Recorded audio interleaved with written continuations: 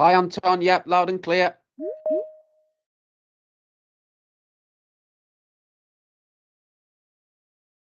Wonderful.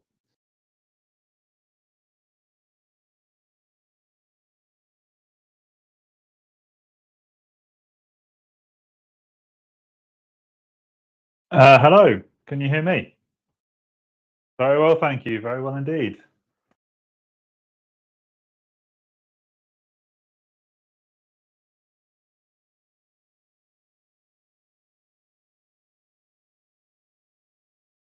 Right, yeah, that could be it. Yes, that could be it.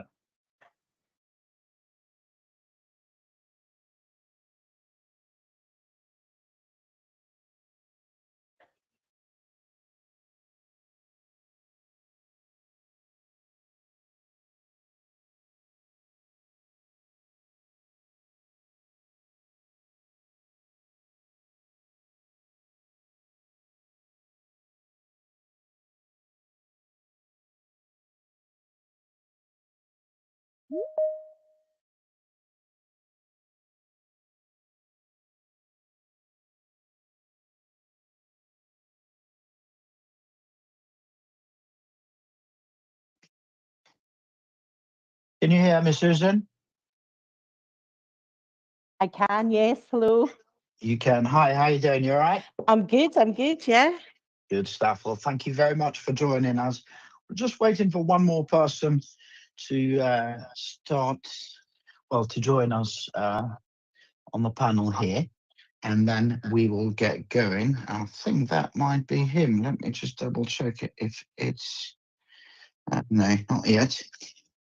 All right, well, shall we get started then? When the other chap joins, we can and I'll let him do his introduction as well. But for now, probably a good idea to get started. So, good afternoon, everyone. Thank you very much for joining us. This is Startup Growth Q&A.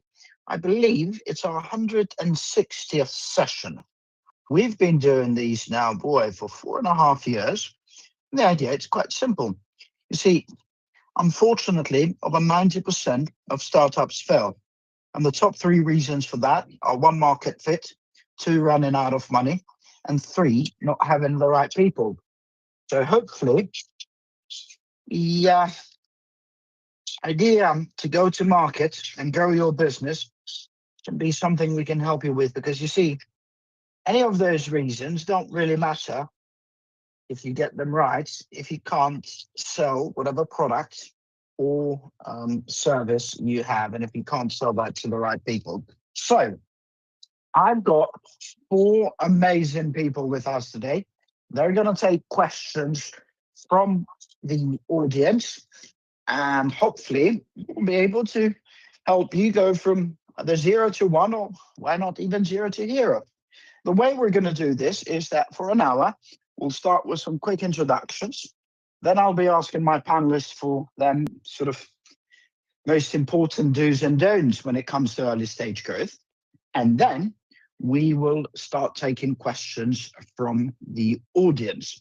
So the way it works is, if you are in the call here with us in the Microsoft Teams call, then all you have to do is type your question in the chat. We'll then give you the mic. You can then introduce yourself and fire away with whatever question you may have for us.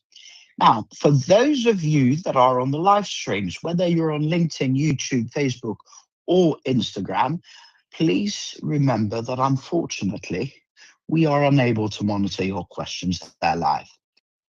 So the best thing to do is, if you do want to get amazing help and ideas from our panelists who've been there and done it in terms of growing startups, then you'll need to be here with us on Microsoft Teams. The quickest way to join us is to go to our website, startuptoscaleup.club. There, you'll need to scroll down a little bit. You'll find today's session, which is Startup Growth Q&A 160. You click join. It's a quick registration. That gets you a link to your email. And through that link, you'll then be able to tune in to our call. Being audio only is a good thing, because it means you can tune in from anywhere via any platform or device. And if you're anything like me, you're not going to need to spend a couple of hours in front of the mirror to get ready for the call. Once you're here, again, simply drop your question in the chat. We'll then give you the mic, and then you can ask any question you want.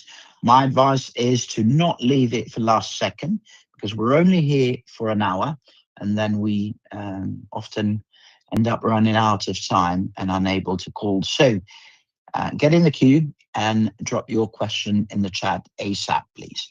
Now, as far as our panelists are concerned, you see, we've had well over 280,000 people tune into our calls since we started this about 4.5 years ago. And none of this would obviously have been possible without our amazing panelists. So if you would like to drop your LinkedIn URLs in the chat, panelists, please feel free to do so in case anybody wants to at least connect with you on LinkedIn. But without further ado, we'll get started with some quick introductions. Then, as I said, the do's and don'ts of early stage growth, and then we'll start taking your questions. So my name's Anton Cole. I'm an Albanian in London, working with startups normally right after they get investment. I embed within their teams and help them hire and keep the right people. I also do some growth advisory work with a few other startups and some accelerators. I help some angels and family offices with their due diligence and assessment. Perhaps we can start with the lady of the house, Susan, then Luke, then John, and last but not least, Fernando, please. Hi, I'm Susan Harkins, and I work for the South of Scotland Enterprise, and we're an enterprise agency focusing on in Scotland, Scottish Borders, and Dumfries and Galloway. So it's a rural area. I have a lot of experience helping people to start up, and also that scale up and growth as well. So very much focused on high innovation, but also have started lots of just businesses that are just looking for a more easier start than scale up. So quite a lot of experience, and looking forward to the questions today. Good afternoon, everyone. I'm Luke Whiting. I have been scaling startups for the past decade or so. During that time, I've successfully exited 3 startups, 2 in artificial intelligence, 1 in software as a service, and I'm currently leading a hyper-growth startup in the quite novel faith tech space called Halo, and we're servicing churches and congregants using artificial intelligence. Good afternoon, everyone. So I'm John Hart. I've recently joined Sage to create and lead their enterprise go-to-market strategy for their carbon accounting solution, Sage Earth. So the solution is currently, or was previously, a direct-to-business solution, and I've joined Sage to take it to a enterprise B2B2B distribution model and help build that out. Before that, I spent 8 years at MoneyHub, where we took the business from 10 people in a kitchen with no clients, no revenue, no money incoming, through to 130 people working with some of the biggest brands and names in pensions, banking, and telecoms in the UK. I'm looking forward to answering your questions today. Thank you. Good afternoon, everyone. Fernando here. I am the CRO, the Chief Revenue Officer at Turntable. What we do, we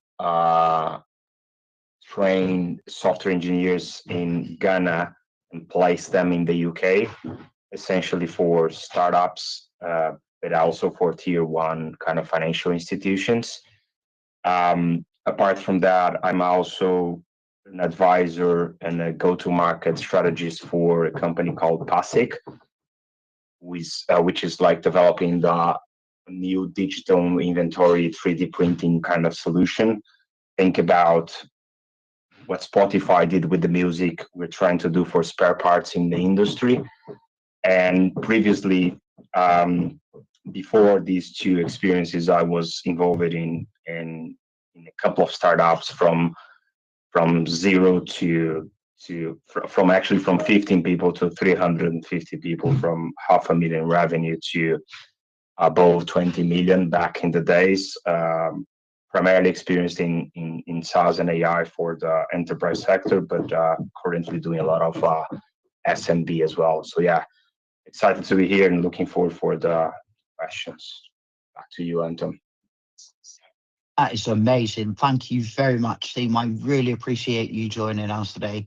And we've got some nice questions that have come in. But what we'd love to give priority to is those of you that want to ask live questions here. And the best way to do that is to drop your question in the chat here on our call on Microsoft Teams. So for those of you that have just tuned in, this is Startup Growth Q&A 160. We're here to help founders with whatever questions you may have in terms of growing your business to the next stage.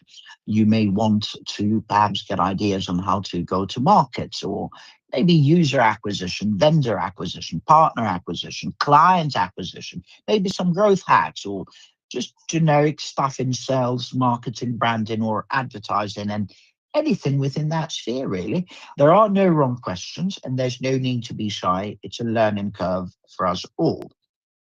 If, however, you are on our live streams, whether that's LinkedIn, YouTube, Facebook, or Instagram, please be aware that unfortunately we are unable to monitor your question there live. So if you do want to ask us anything, you'll have to join us here on our Microsoft Teams call. It's audio only, which means you can tune in from anywhere via any platform or device. And the quickest way to do that is to go to our website, startuptoscaleup.club. You scroll down a tiny bit and you'll find today's session, which is Startup Growth Q&A 160. You click join. It's a quick registration that will then give you or send you rather a link to your email, and through that link you'll then be able to tune in to our call. Once you're here, again being audio only, it's easy for you to then negotiate and manage how we run this, but the idea is quite simple. You drop your question in the chat, we then give you the mic, and then you're able to ask our team. If, however, your questions today are not on growth, please save them for the other conversations we run. On Mondays, it's talent. On Tuesdays, it's product and tech. On Wednesdays, it's growth. On Thursdays, it's fundraising. On the second Friday of each month, it's UK startup talent. And on the third Friday of each month, it's UK startup finances. They're all from 12 to 1 p.m. UK time, and they're all available on our site for you to register, startuptoscaleup.club. Now, let's go on to some questions. Let's see. So Jasbir has asked one, but we'll first go through the question I posted, and then we'll go on to Jasbir. So I'll give you the mic in a second, Jasbir. But let's go on to this question first. So we're a pre-revenue food tech startup in Hull offering meal kits designed for people recovering from surgeries. Despite our niche focus, our advertising hasn't effectively targeted our core demographic, as we've struggled to identify appropriate online platforms. How can we design a campaign that incorporates hospital partnerships, patient advocacy groups, and targeted social media ads to raise awareness about our product's unique benefits and drive conversions in this highly specialized market? Maybe we can start with Luke, then Fernando, then Susan, and last but not least, John, please. Great, thanks for the question there. So I think first and foremost, you've got to validate who your ICP is. Is this a B2B play? Is this a B2B2C?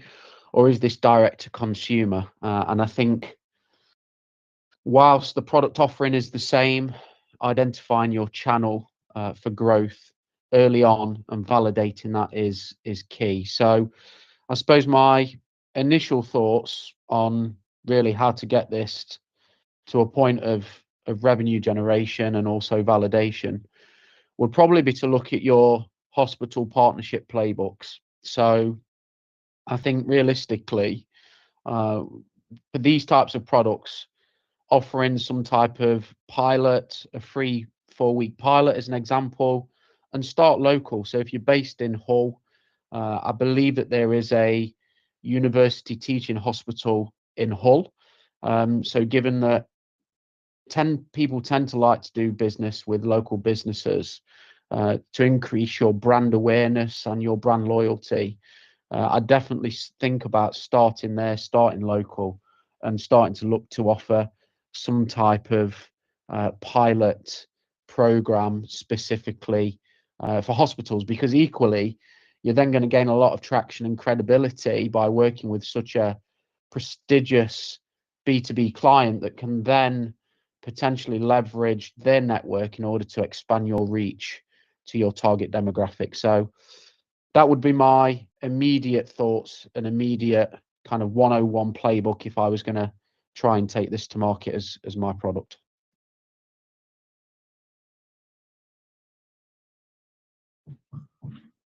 I can, yeah. Thanks for the question, and thanks, Luke. So my initial thoughts are very similar to Luke, and I think the one thing that I love the fact that you are in a highly specialized and niche market, right? I think that creates a lot of benefits, right? So you're not trying to serve the world. I think reading the question, if it's a pre-revenue business, I do believe that you still not only have to find the ICP, but also find product market fit, right? So there's no product market fit if there's nobody using or essentially paying for it, right? And I believe that before thinking about campaigns, that will essentially campaigns should be there probably for when you are more certain about, okay, I need to double down into this channel, like Luke mentioned. So now I need to go after this type of client because I already know that it works. So I would literally do a kind of a very targeted approach. And the local idea that Luke mentioned, I just love that one. And it's literally a kind of a knock on the door. Back in the days, would be knocking on the door and essentially trying to understand whether there is a fit for your solution. So again, I would do a local approach. I would go door to door kind of sales, if you will, especially if it's a business to business one. But I would think about all of these before doing the campaigns. Otherwise, it can be the scenario where you waste a lot of money in all the channels that you don't even know if they're the channels that are right for your ICPs, right? So try to find the first ones that will pay, that will see the value and therefore pay for you. It's crucial. That's my initial thought on this one.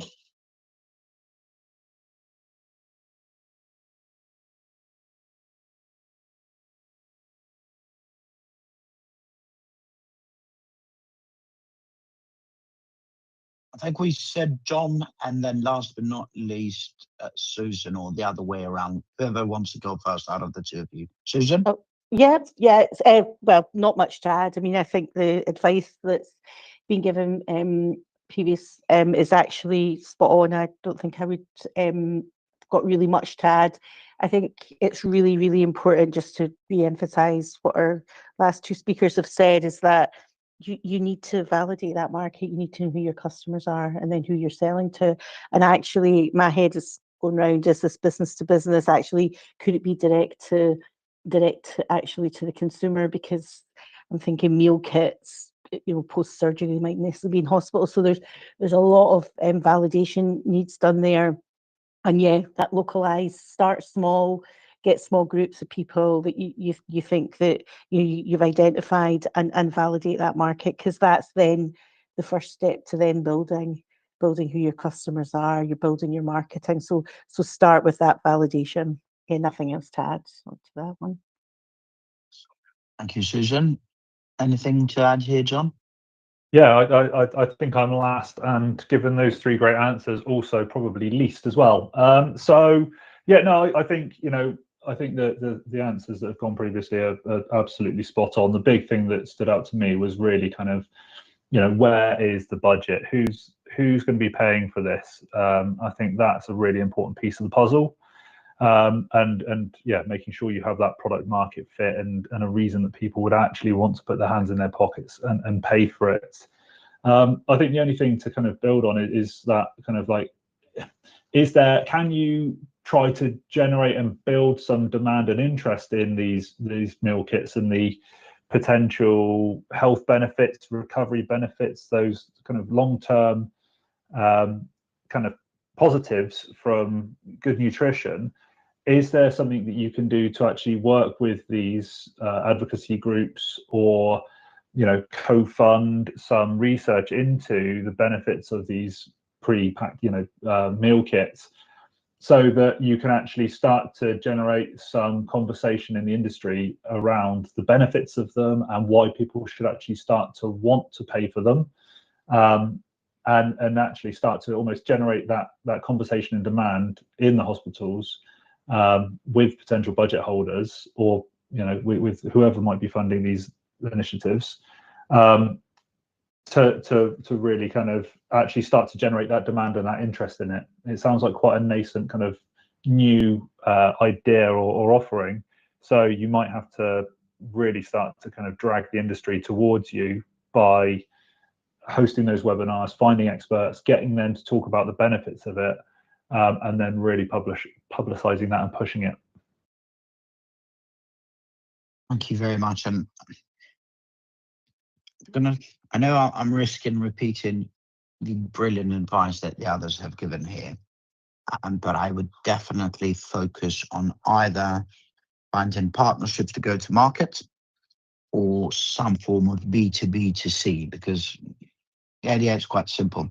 If you try and go directly to the consumers, this will be tricky. You'll need a lot of money to do a lot of advertising, and it may take a while. But I would definitely focus on some of the stuff that the others mentioned in terms of partnerships. Maybe, I don't know, even have a QR codes in certain hospitals, or maybe obviously you would need permission for that.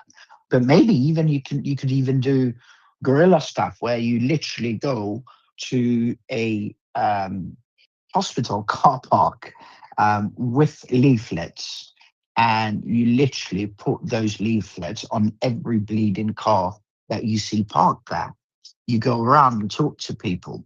You may even want to look at, I don't know, the local job centre, because, the idea is that most of these people would be on benefits. So maybe find out with local authorities, how can you help? Because I'd assume not all, but some of these people would be in some form of financial need as well. So how do you go about getting the word out there that, you know, um, you can have the right food, and hopefully, well, depending, how costly this food is, right? So if it is something that makes sense financially as well, maybe you can do that. And there are a lot of organizations out there, philanthropic and otherwise, that you could work with. I would definitely focus on this.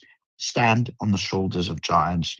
And, even like Susan mentioned, in terms of going directly to consumer, you might have to get quite creative about it, because, if you try and do this through the, let's say, the normal modern means, it will cost you an arm and a bleeding leg, and you'll still probably struggle to find people. So maybe just to test it first, yeah, go get some leaflets. Nobody does leaflets anymore, so go and get leaflets, or hardly anyone rather, compared to what it used to be.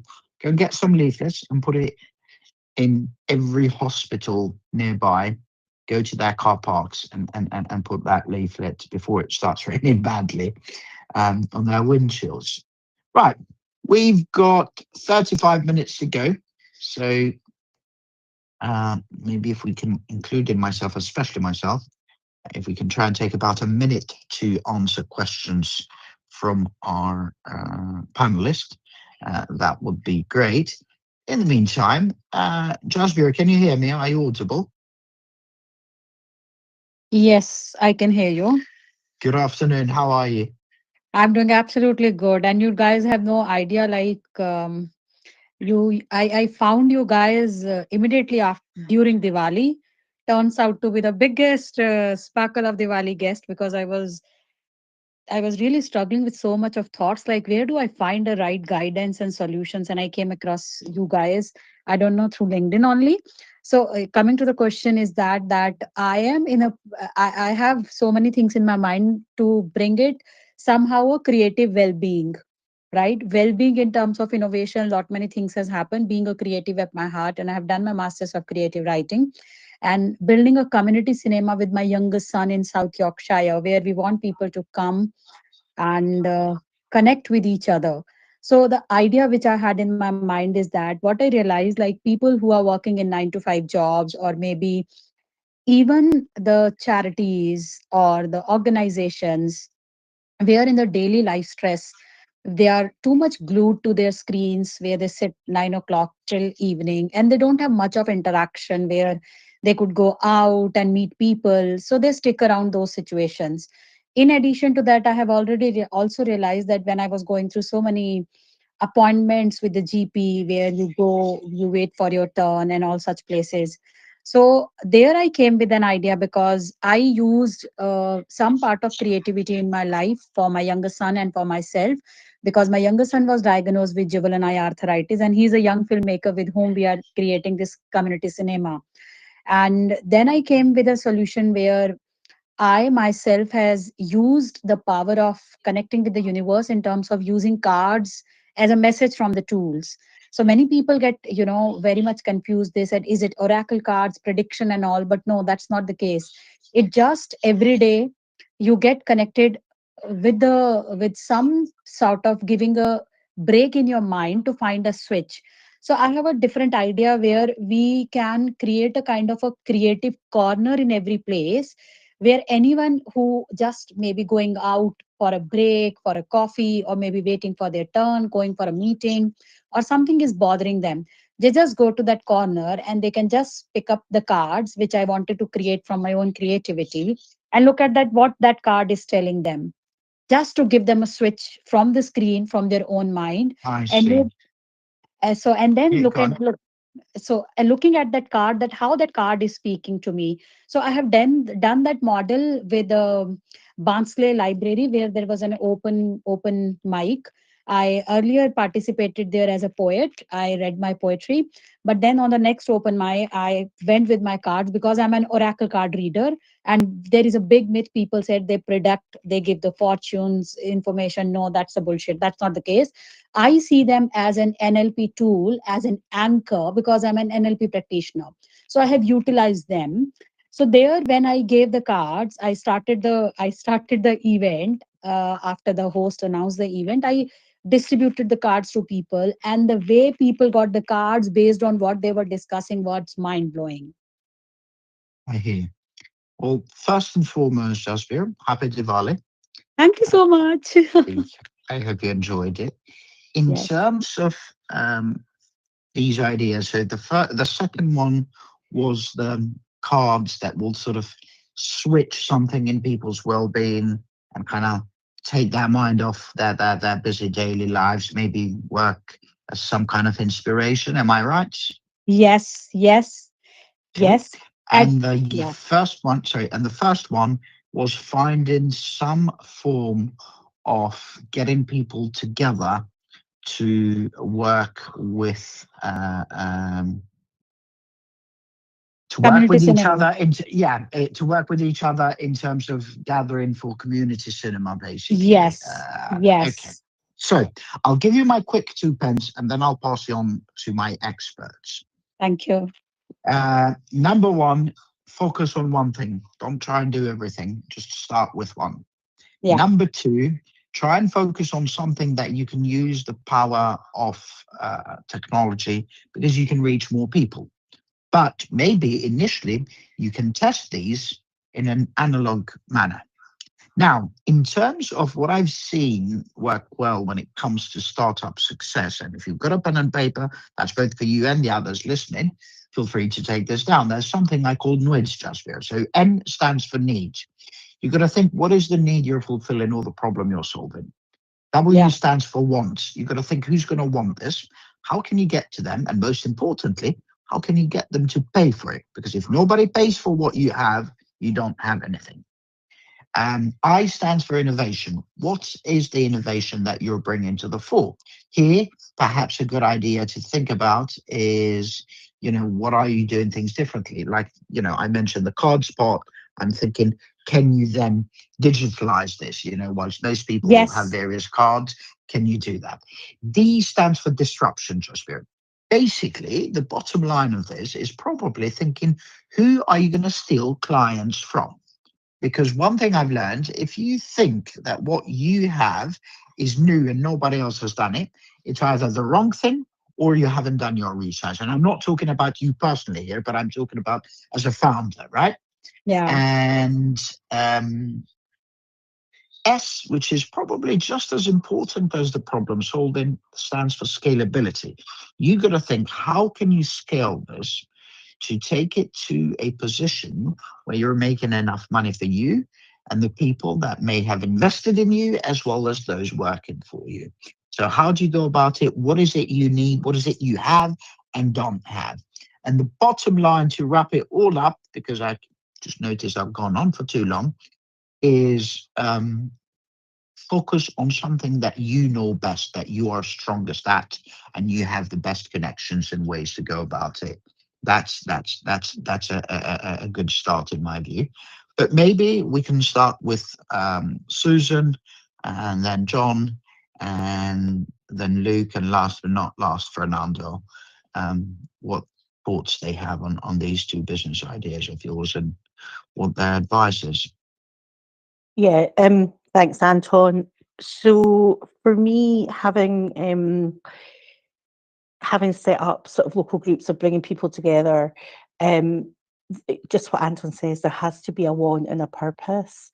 So you need to be quite focused on why, you know, people will want to engage, and then finding, I suppose, your tribe, for want of a better word, and building that. So for me, it's about trying to stay local but be very focused. Now there was a few things in the beginning. I think Anton managed to get that down to 2 specific offers that you might have. I would suggest, if there's anything local, if it was in Scotland, I know it's very, very different down in England in terms of support, but if there was any local groups, entrepreneurial groups, business type groups that were giving advice, you could maybe try and get some early stage advice, or some mentoring, just to channel the ideas that you have, to really focusing down what you're trying to achieve. And then going into that, the whole thing that Anton was talking about, you know, who is your customer? How do you build that brand, that tribe of people? How do you get that following? But I think initially, probably the best thing to do is to try and get some kind of support. There will be people in your local area that are willing to give some free advice. There may be some public sector. You know, it used to be Business Link. I'm not sure if England have anything like that. There's bound to be something, and just try to get a conversation, you know, get focused and get some help, some mentoring around focusing on what it is you're trying to do, or coaching if you could, and then start to develop your idea from there around what Anton's saying. What's the want? How do I get them? And most importantly, how do you monetize? In terms of bringing people together, it's really difficult to monetize that. But again, it's if it's a network, what are you trying to do? What are you trying to build? I think it's really important. But my first, if you get anything from my takeaway, would be try and find some local business groups, or that are dealing in that space, that can maybe give you a bit of mentoring or coaching to focus down on these great ideas that you've got, and how that, you know, they can help you then look at how you can then take that to the next stage of looking, what are my customers? How am I going to build this business? How am I going to build my, you know, my groups and my brand, would be what I would be looking at. Oh, thank you. Thank you, Susan. Gentlemen? Yeah, first and foremost, I absolutely love the idea. I think the concept of creative well-being is brilliant, and I think, you know, the one that really stood out for me, again, was kind of the cards idea. I think that's really, really interesting. I'd love to kind of pull the thread on that a little bit more, but I think, you know, I think the cards idea is a great concept. I think it's kind of important to, like the others have said, really kind of identify who you want to be selling that to, who you think it's going to be benefiting. Do you have any kind of ideas of like what your aspirations are for this business, or for these for these ideas? So Well, yes, in terms of who are the clients, because I have, I have seen in the life where people work, specifically the professionals who are stick to their offices for 9 to 5 jobs. How do you see everything is going in terms of when they get stressed up, they don't find any place to go out, just went out. Like, I just would like to let something go out of my mind. So that was an area where at least people know, okay, that's a break, I'm going to that corner, let me just see what message I have for me right now. Just randomly picking up a card, and then next there is some, because I'm a doodler, it's a science based, tool I have used. If you guys Google, I can send you the links if I get connected to LinkedIn, that RCN College has published that research that the more people were doodling, they were de-stressing it. So my model would be doodle to de-stress and doodle to manifest. So the moment they get the card, the next step comes, maybe within their free time, we are keeping some stationery or some papers where they have something to doodle and put their mind. So it just bringing people out of that screen moment, and they're the working professionals, maybe the corporates, because a lot of budget is being given on well-being and all such stuff, but they again go around that screen. So my purpose is to bring them out of the screen And when I joined the university, in fact, I joined university also at very late. So I still remember, like, I had a very vague idea of how do you see like a vending machine where you press a button and you decide like which product you wanted to buy. You press the button and the chocolate, maybe the drink, maybe the chips, maybe something comes out of that vending machine. So I have a crazy stuff in my mind, like how come we coming up with an innovation of a vending machine being installed there where it is saying, okay, you are stressed. What do you want to hear now? What do you want to this? So maybe that card is coming down from that and they are looking at it. But just going to a such vending machine innovation, it's a weird idea for me. So I thought, okay, why not maybe keeping some kind of a baskets or jar in that corner and just see if people can allow me to go there, and let's see how people are finding it. And then further giving the workshop in terms of how they can doodle to de-stress and manifest. So that's a model where I really wanted.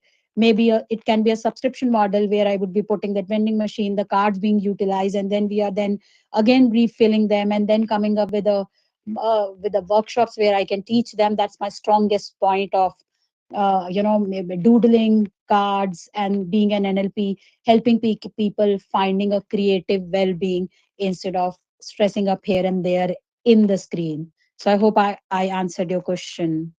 Yeah, no, thank you. So you're kind of building out a bit of a more of a creative well-being strategy, and the cards or these ideas are just kind of elements of that strategy, and actually kind of bundling that together and potentially, looking at maybe selling it.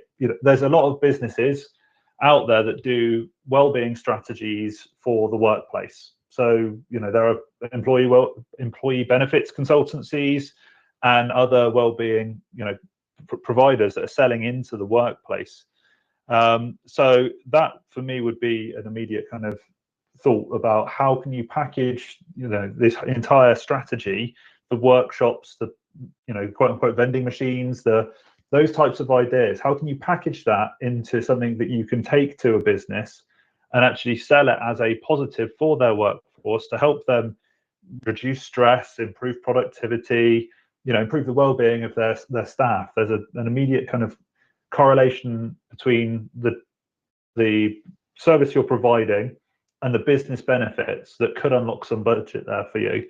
So that would be something that I'd be thinking about is the workplace and employers where that budget actually might sit for you to be able to monetize this as a great idea. So yes, that's an area where I'm struggling. I don't know like how to package it, to polish it, and reach to the people. That's an area where I'm looking forward a professional help to people can guide me, because this is the idea in my mind. And I'm new to this country. I came to this country only 2.5 years ago, and I did my master's at 50 years of an age. And then I really wanted to opt it for creativity, because that's how I learned further aspects of creativity and creative writing, and coming up with my own oracle cards where people can find some guidance and get with the energy. Because in the leadership also, you need to connect with your intuitive self. You have got a GPS within you. So I really wanted people to tap into that power. How do you see, like, you think of somebody, that's what I suggested. This idea was running in my mind, and I exactly get to meet you guys before the so universe answers. As a universe aligns, because everything is frequency oriented, meeting people, doing work. Even our mobile and everything is frequency based, and human frequency is working a lot.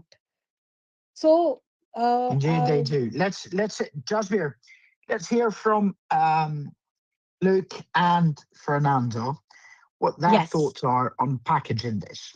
thank Gentlemen, you. how would you package Jasbir's offering here, especially on the cards parts? I've just put something on in the chat here, which was very much in line with what John said about, going to businesses. How would you go about packaging this, Luke? Yeah, great question. So very quickly, I'm going to take this a step back, because I think you've been given some really good advice there from Susan and John already, and I will give you some practical advice. But one thing that I've been susceptible to, because I'm very similar to you, Jasper, I've got 1,000,001 ideas and my mind goes 100 miles an hour. But the biggest mistake that I've made in business, and I say this as a 5 times founder, a 3 times exited founder, I've fallen foul several times of building products that I think are right for the target audience. Now, your concept might be right, but what you intend to build might not be right. It might not fit the demographic. It might not fit the user experience.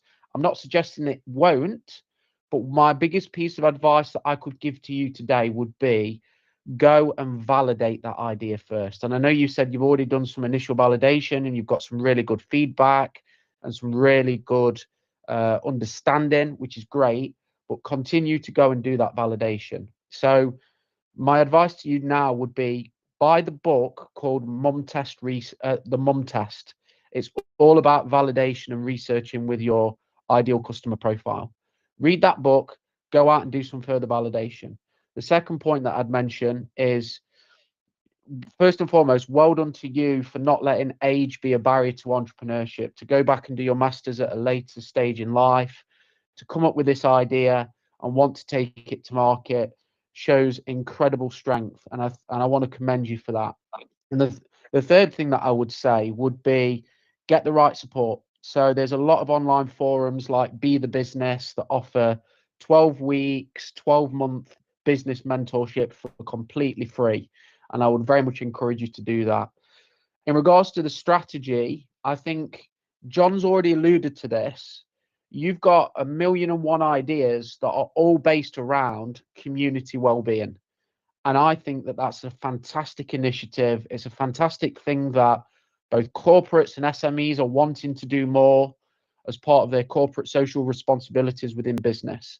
So if there's a way you can tie this into some type of business initiative, there's a lot of, for example, what are they called? They're called, let me come back to you on that once Fernando takes over, but there's a specific type of package that businesses can buy into for well-being and support. I'll come back to you on that. But to package it up, ultimately, I would go and validate all of these amazing ideas that you've got, whether it's the cards, the vending machine, and start to test it with businesses and communities and your end consumers, and validate which one of those ideas you would be able to ship the quickest and fastest as a route to market and to be able to monetize. I don't have the answer to that, but that would be my biggest piece of advice. Thank you so much. Yeah. Thank you so much. Thank you very much. Fernando?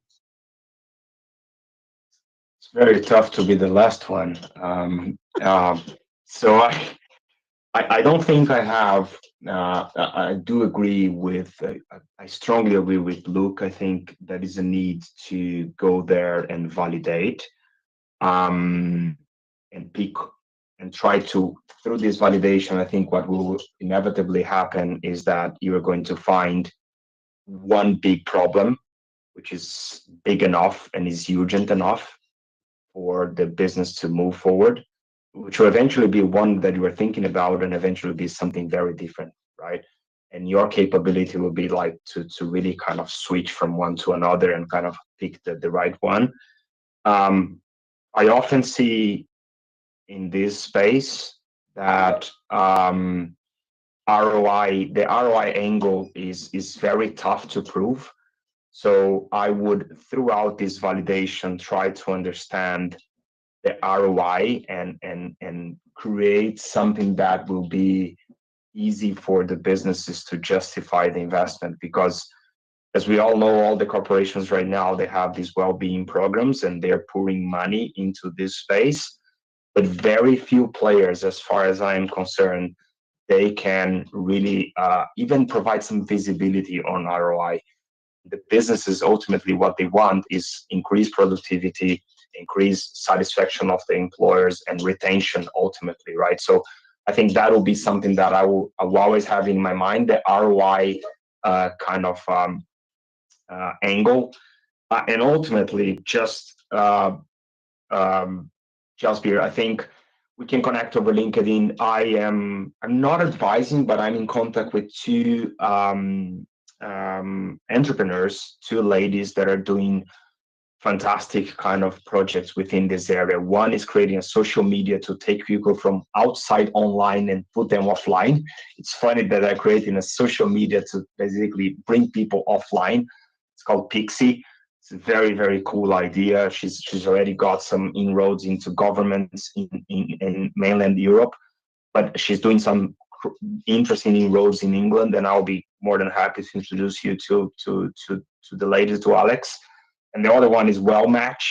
WellMatch is using AI to basically identify where are the main areas where they can invest in well-being in the financial institution sector. Lavinia is a fantastic founder as well. So I think connecting with these two ladies will allow you to bounce back ideas. So they passed a little bit the stage that you are right now. So they validated and within the same space that you are trying to do. So I think they can probably be more helpful than I can, to be very honest. Oh, that would be great, because as I also said that my major motto is bringing people.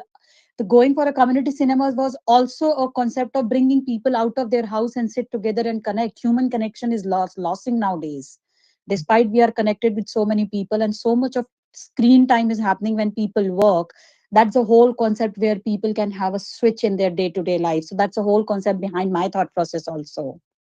Yeah, I mean, just a food for thought for everybody here. I didn't know that before, but we in the UK, we have a ministry of loneliness, right?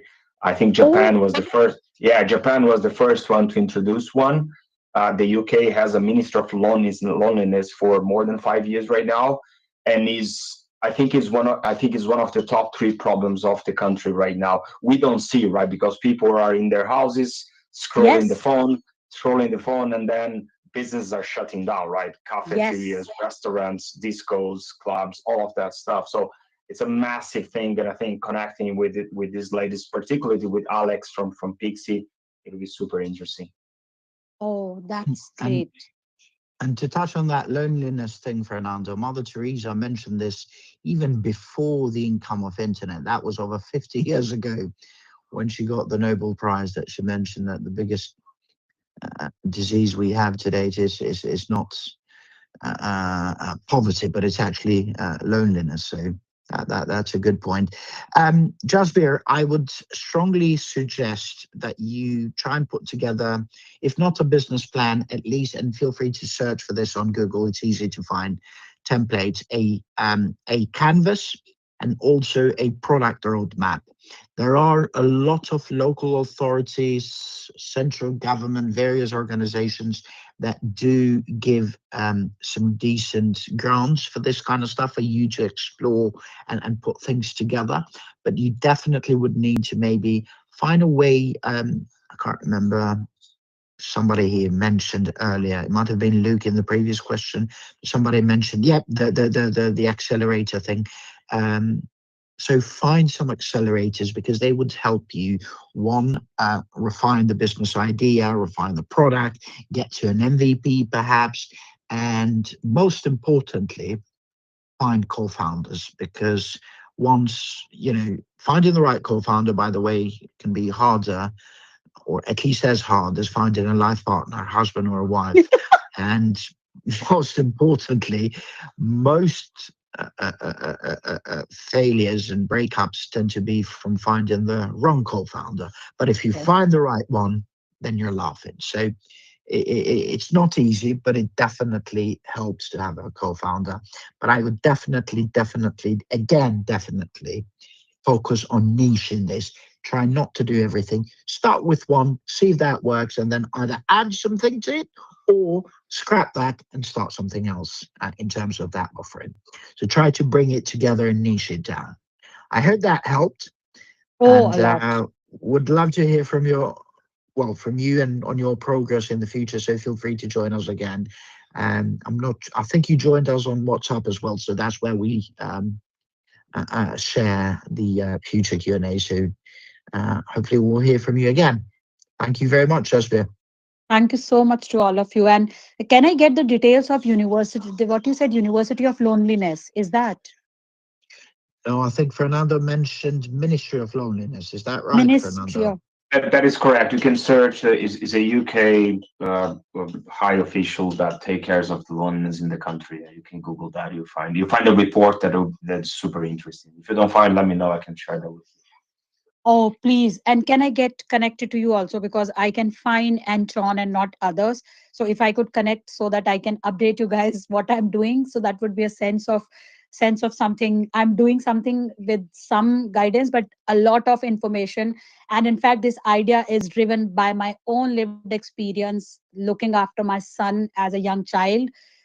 Being suffering from juvenile arthritis, and that's how he get into film. And we are coming with community cinema, and my sister became a extreme schizophrenia patient back in India, and I'm still a carer for her. She's elder than me, and that was the reason, because there was nobody to listen, nobody to understand, and she was all alone going through her divorce and single mother. I just shared a link to the about an article, a government article from the Minister of Loneliness, and Oh, I believe it's called something social, whatever it is, social something. But anyway, I shared that. To be honest with you, I'm not sure if Baroness Baron, who used to be the loneliness minister, is still, because I think this is from the previous government. But it's worth looking into these. What's he called? It's worth looking into these initiatives and schemes. Right, surely. Yo. And you were to connect with those two ladies. So how will I get those link? Can I ask you, please? Yeah, you can connect Just with me on LinkedIn. I can then make the interest. Don't worry. Okay, so do you have my LinkedIn? I have shared it across. I could not find yours. So please, I have shared my, or shall I send it again? Yeah, that's fine. just be I shared mine as well. Probably can find Okay. yours. Yeah, I found yours. Don't worry. Thank you. That would be a great help. Immense gratitude, million thanks. Something very, very interesting. I'm really going to put my pen and paper and thoughts on all the advices you guys have given me. Tons of blessings, and you guys keep rocking. best of luck, and thank you very much, Jasvir. Right, here we've got 6 minutes to go, so I think we should try and go through another question. Let me see if anybody else has put any questions here in the chat. No. Okay, so what we'll do is just a quick reset of the conversation. This is Startup Growth Q&A. We're here to help founders with whatever questions you may have about growing your business, either from 0 to 1, or why not even 0 to hero. The idea is quite simple. If you are here in the chat with us on Microsoft Teams, all you have to do is drop your question in the chat. We'll then give you the mic. You then go ahead and ask our team, introduce yourself, then ask your question. In terms of questions, they can be on anything to do with growth. There are no wrong questions, and there's no need to be shy, because it's a learning curve for us all. Perhaps you want to get ideas on user, vendor, partner, client acquisition, sales, marketing, branding, advertising, growth hacks, go-to-market, and all that jazz. If you are not on Microsoft Teams and you're on our live streams, please be aware that unfortunately we are unable to monitor your questions there live. So you'll need to join us here and move from whether you're on LinkedIn, YouTube, Facebook, or Instagram. Go to our website, startuptoscaleup.club. Scroll down a little bit. You'll find today's session, Startup Growth Q&A 160. You click join.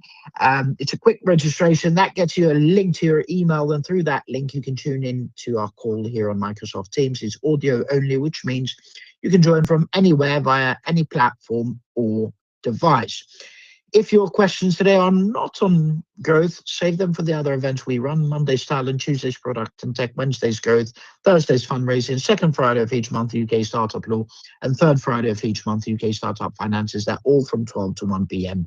UK time. And without further ado, we'll go on to our last questions. I'll put that in the chat so that the panelists can read it. B2B SaaS for logistics optimization. They're based in Sheffield. They're at pre-seed. So the situation is they're developing logistics software requiring custom APIs from UK volume-based transportation companies, but vendors are reluctant to commit to small startups. We're struggling to secure vendor agreements with transportation firms for our logistics software. How can we structure compelling partnership incentives such as volume-based revenue sharing or co-branded pilot projects to attract vendors who typically avoid pre-revenue startups? So maybe we can start with Fernando. Then we can go on to Luke, then John, and last but not least, Susan, please. Let's try and keep it to a minute each, please, Steve. Yes. So I think that there are two kind of initial thoughts on my mind here. One is obviously when you have this type of partnerships and you were small, I think you need to assess who you're talking to. Obviously, there might be players out there or vendors out there that even if you reach whatever capacity, that revenue share will mean absolutely nothing for them. It's hard for them to think sometimes long term. So I prefer the approach sometimes with the boutique ones. So if you can find the very small ones, more innovative ones, where they're more likely to, even if you close a couple of deals, they do change their numbers. So that typically helps you to kind of get off the ground. That's one thing that I would try to understand. So looking at the transportation firms, kind of trying to understand their appetite for innovation and therefore also their size, and try to go with the ones that are small but very, very into innovative solutions that might give you a little bit of an edge when it comes to negotiating with them. Again, I don't have all the details here, but that's what I would think about.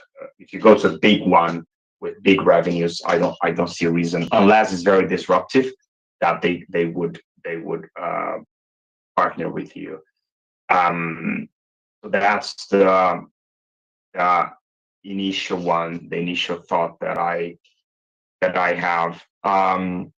I think you alluded to, you mentioned here the co-branded pilot projects, right? So I'm not sure I understand these 100%, but I think if there is an opportunity to white label your solution and therefore they make a kind of a new revenue stream based on that, I'm not sure if this is possible. Based on what I'm reading here, it might be one angle. So you kind of call that solution the transportation ABC kind of tech solution or innovative API, and therefore they are able to differentiate themselves in the market and perhaps even create a new revenue stream. I think that will be ideal. You can obviously set up the contracts in a way that they do not prevent you to go alone to the market, but that you give you a head start and you give them a revenue stream rather than a cost to think about. So that's my 2 cents here again, but with I would need a little bit more kind of context here, to be honest, but that's my 2 initial thoughts. Thank you very much, Luke. And then Susan, don't worry about it. John, go ahead, and thanks for your time today. Yeah, so I think I've got a few different points here. So the first one would be understand why the vendors are saying no. And I think if you can start to uncover what their pain points are, why they're hesitant or reluctant to engage, I think that will help you unlock some potential avenues to try and get more yeses. So that would be the first thing that I would say. The second thing would be to define a low risk engagement model. So rather than go straight for a partnership, potentially look at some type of insight pilot where you can provide them with insights, then look at some type of sandbox pilot, and then potentially look to go into a fully fledged commercial partnership with full integration. And then I think in regards to the incentives, I know that you looked at kind of volume-based revenue share and co-branded pilots. But there's also others. So, for example, data access for insight exchanges, per use payment models. They could potentially be something that they would consider. This, I will caveat, is not an area of expertise for me. I don't know your industry at all. But then also, and I think this is probably my second to last point, make it zero effort for them. And I think the more you can do a lot of that heavy lifting and take away any technical burdens or technical effort needed, I think that would significantly help with your trajectory.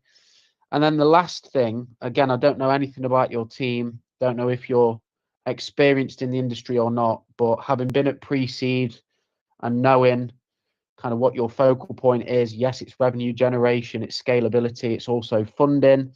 I think in addition to that, look at how you can build in credibility into your business model. And the first thing that I would be doing, if you don't already, would be to look to try and get an advisory board member that has got that logistics background and potentially is a veteran who can open up doors into those partnerships that you're looking to get into as well. Hi, thank you very much. Yes, yeah, I actually don't have anything to add. I think those last the last speakers were just really really spot on. So I really, my advice would be listen to that great advice. I don't really have anything to add to that. That is good enough, Susan. And since we have you here, how about some parting words from yourself and then Luke, please? Yeah, just thanks again for everyone that's joined, asked questions and engaged. I think it's just a really it's really exciting to see all these great ideas, entrepreneurs that are coming forward, and yeah, just listen and get as much advice as you can and keep doing the good stuff that you're doing. Thank you very much, Susan. Last but not least, Luke.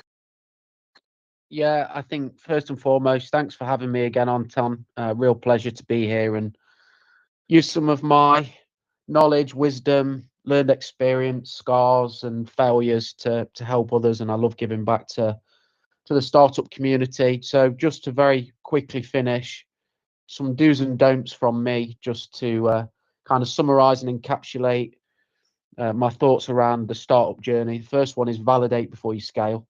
I've said this numerous times, not just on today's call, but on previous calls. Really ensure that you are validating your product and your business before you spend an ample amount of money that you could potentially waste on building something that they don't either need or want. The second one is when you've got customers, focus on retention, not just acquisition. You will get a loyal customer base if you treat them well and give them an amazing customer journey and customer experience. And then that leads me on to my last point about do's.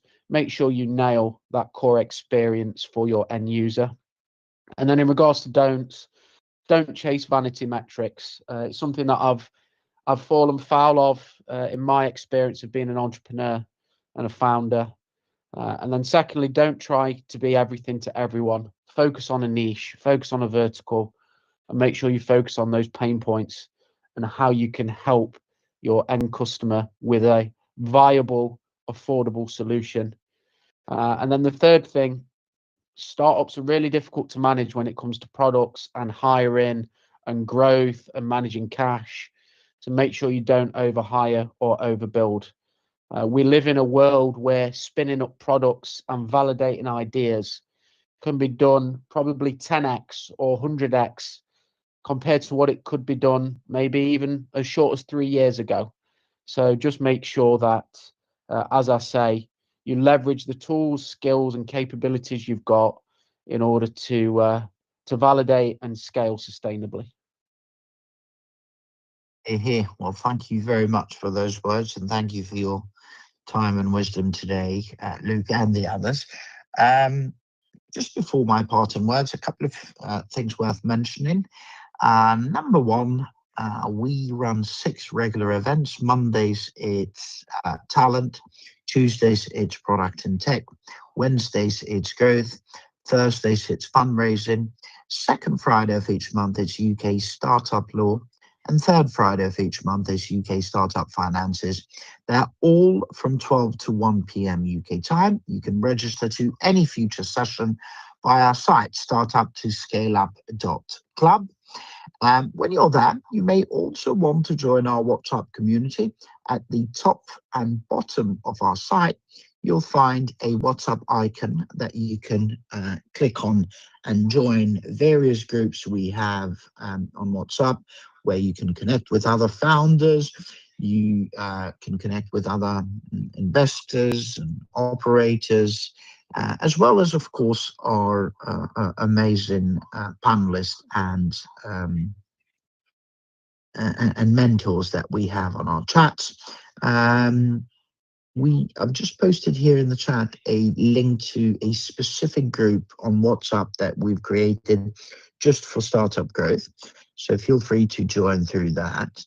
On the other hand, we've got tomorrow our startup fundraising Q&A, which will be our last one for now. We'll then take a break during half term and resume services on, I believe it's the 3rd of November. So hopefully we'll see many of you there tomorrow. I am planning to show my face at the blockchain conference today. So if any of you are around, please reach out to me if you want to come say hi. As far as my parting words are concerned, just remember the startup journey can be both challenging, but also quite exciting. So try to have some fun and be kind to yourself and everyone else for that matter too. Otherwise, have a great afternoon. Hopefully see you all tomorrow for Startup Fundraising Q&A. We'll have some amazing investors joining us on the panel to answer any questions you may have about how to attract fundraising. And again, have a good one and God bless you all. Bye-bye for now.